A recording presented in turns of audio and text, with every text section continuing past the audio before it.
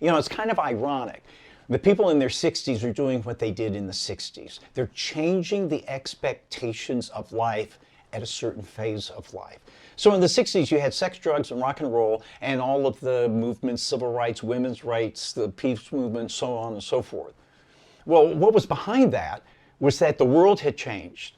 Technology, economics, society, that enabled young people back then to say, hey, wait a minute, I'm not going to do what's expected of me. I'm going to do what I think is right. I'm going to develop a life that I feel is right for me. Sex, drugs, and rock and roll. Sometimes it wasn't pretty. Or all of the movements, which was a desire to signify, to make a difference in the world. Well, now that same generation, and because of the technology and the way society and the world and business and economics have changed, was like, well, now wait a minute. I can have this extended health span.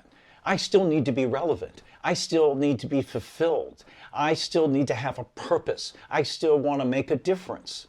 And so we've changed, and the world has enabled us to make that change. But what we haven't caught up on, and what we're still stuck with, is that old thinking that it's like our granddaddy's retirement. Well, if you think about it, you know, you get to retirement, but everything you've been trained your entire life all of a sudden changes. So now you don't have to be productive. You don't have goals. You don't have a schedule. That's great for the first 6 months.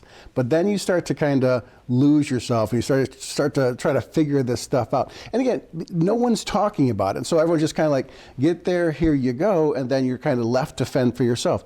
Time and time again, I have clients come into my office, they're struggling, they don't know what to do, they're not sure if they should go back to work, and there's just a lot of confusion with the whole process.